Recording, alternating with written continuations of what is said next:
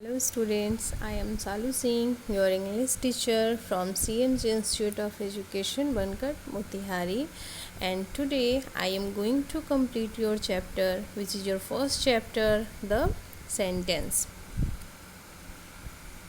And we have read about the sentence in our previous video, so today we will learn about the remaining part of sentence. So yesterday I told you guys about assertive sentence, and today we will learn about the interrogative sentence, imperative sentence and exclamatory sentence. So let's start with the interrogative sentence. हम लोग अपने पहले वाले video में पढ़ चुके हैं assertive sentence के बारे में, सेंटेंस के काइंड्स के बारे में. सो आज हम लोग पढ़ेंगे इंटेरोगेटिव सेंटेंस के बारे में कि इंटेरोगेटिव सेंटेंस क्या होता है. तो अब हम लोग इसको एक्सप्लेन करते हैं. Interrogative sentence ask a question, we put a question mark that is a mark of interrogation at the end of interrogative sentence. Interrogative sentence में ऐसा कोई भी वाक्य जिससे ये पता चलता है कि कोई आपसे क्वेश्चन कर रहा है, किसी चीज़ के बारे में इंटेरोगेशन कर रहा है, कोई पूछताछ कर रहा है, तो उन सारे वाक्यों को हम लोग इंटेरोगेटिव सेंटेंस के अंदर रखते हैं. जैसे यहाँ एग्जाम्पल में लिखा है मैंने, डू यू लाइक मैंगोज़, क्या आपको आम पसंद है. तो इसके पीछे जैसा कि मैंने बोला कि we put a mark of interrogation at the end of interrogative sentence. जैसे यहाँ पे पूछा है ना, डू यू लाइक मैंगोज़, और लास्ट में किस चीज़ से ख़त्म किया हमने इस सेंटेंस को, क्वेश्चन मार्क से. सो इसमें हम लोग पूछ रहे हैं कि क्या आपको आम पसंद है. तो ऐसा अगर कोई भी क्वेश्चन मार्क वाला, इंटेरोगेशन वाला वाक्य अगर आपसे पूछा जाता है या आप कहीं देखते हैं, तो उसको हम लोग डालते हैं इंटेरोगेटिव सेंटेंस में. और अब हम लोग आगे बढ़ते हैं अपने नेक्स्ट काइंड की तरफ, जो कि है इम्पेरेटिव सेंटेंस. अब इम्पेरेटिव सेंटेंस क्या होता है ये हम लोग देखेंगे. A sentence that express an advice, an order, a command is called an imperative sentence. ऐसा कोई भी वाक्य जिससे कि आपको पता चलता है किसी सलाह का, किसी ऑर्डर का या किसी कमांड का, तो ऐसा हर एक सेंटेंस इम्पेरेटिव सेंटेंस के अंतर्गत आता है. एंड नोट करने वाली बात यह है कि we put a full stop at end of an imperative sentence. जब हम लोग इम्पेरेटिव सेंटेंस ख़त्म करते हैं तो उसके लास्ट में हम लोग क्या लगाते हैं, एक फुल स्टॉप लगाते हैं. जैसे यहाँ मैंने एग्जाम्पल में लिखा है, go there, please keep me a cup of tea. तो यहाँ पे दो अलग अलग सेंटेंसेस हैं, जिसमें पहला है वहाँ जाओ. तो ये क्या हो गया, ऑर्डर हो गया जो कोई आपको दे रहा है, तो ये चला जाएगा इम्पेरेटिव सेंटेंस में. और यही मैं आपसे यहाँ पे एक और वाक्य लिखा है मैंने, please give me a cup of T, कृपया मुझे एक कप चाय दीजिए. तो आप क्या कर रहे हैं, किसी से रिक्वेस्ट कर रहे हैं, मांग रहे हैं, तो ये भी सेंटेंस कहाँ चला जाएगा, इम्पेरेटिव सेंटेंस में चला जाएगा. तो सीधी सी बात है, ऐसा कोई भी सेंटेंस जिससे आपको एडवाइस, रिक्वेस्ट, ऑर्डर और कमांड का पता चलता है, तो वो सारा सेंटेंस चला जाता है इम्पेरेटिव सेंटेंस में. अब हम लोग आगे बढ़ते हैं. हमारा कौन सा है अगला, ऑप्टेटिव सेंटेंस. आपके बुक में 4 तरह के ही सेंटेंस दिए गए हैं, लेकिन होते 5 हैं, इसलिए मैंने आपको एक ये भी लिखवाया है यहाँ पे. आप लोग इसको देखिए कि ऑप्टेटिव सेंटेंस क्या होता है.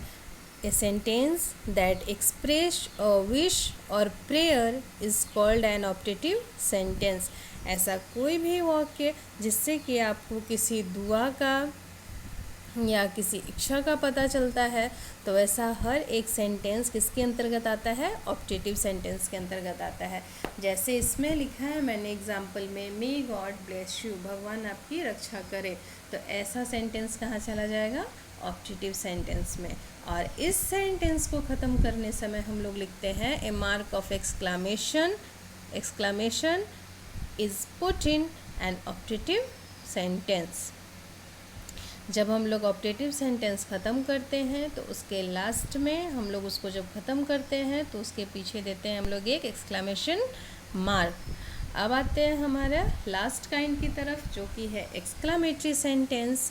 तो एक्सक्लेमेटरी सेंटेंस क्या होता है? A sentence that express a sudden or strong feeling is called an exclamatory sentence. ऐसा कोई भी वाक्य जिससे आपको अचानक से किसी फीलिंग या इमोशन का पता चलता है, उन सारे वाक्यों को हम लोग एक्सक्लेमेटरी सेंटेंस के अंदर रखते हैं। जैसे अगर आपको कभी कभी कोई न्यूज़ मिल जाए या कभी कुछ पता चल जाए या अचानक आपका एक्सप्रेशन चेंज हो जाए, तो वो किसी न किसी वाक्य से ही होगा ना। तो जैसे यहाँ पे एग्जाम्पल में मैंने लिखा है, व्हाट अ ब्यूटीफुल ड्रेस, कितना सुंदर ड्रेस है ये। तो ये क्या हो गया? एक्सक्लेमेटरी सेंटेंस हो गया, क्योंकि आपको अचानक से आपने किसी चीज़ को देखा और वो आपको काफ़ी सुंदर लग गया, तो वो क्या हो गया? एक्सक्लेमेटरी सेंटेंस हो गया।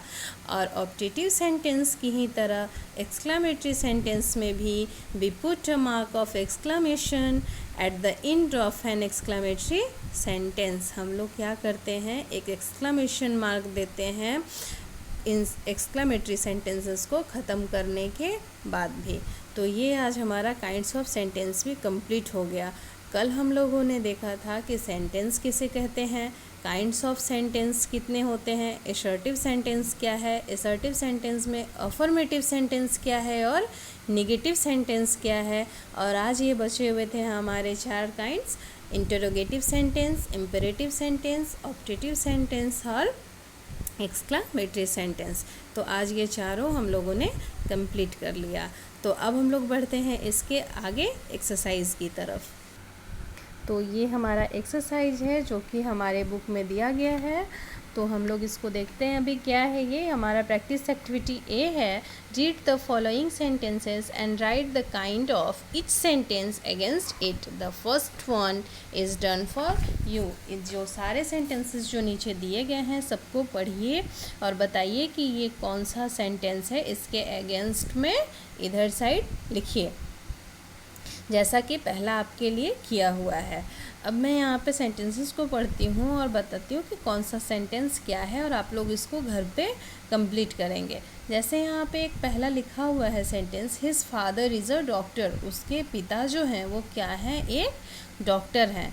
तो ये कौन सा सेंटेंस हुआ? उसके पापा जो कि एक डॉक्टर हैं, तो वो डॉक्टर हैं तो हैं।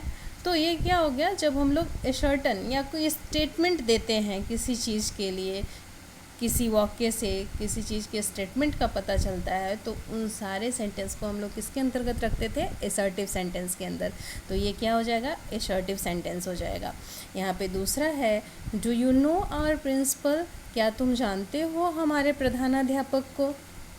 तो मैंने आपको बताया था कि जिस भी सेंटेंस के अंत में एक इंटेरोगेशन मार्क हो और जिस सेंटेंस से किसी चीज़ के इंटेरोगेशन का पता चलता है कि कोई आपसे पूछताछ कर रहा है, तो वो सारे सेंटेंसेस किसके अंतर्गत चले जाते हैं? इंटेरोगेटिव सेंटेंस के अंदर चले जाते हैं। तो दूसरा जो सेंटेंस होगा वो क्या होगा? इंटेरोगेटिव सेंटेंस होगा।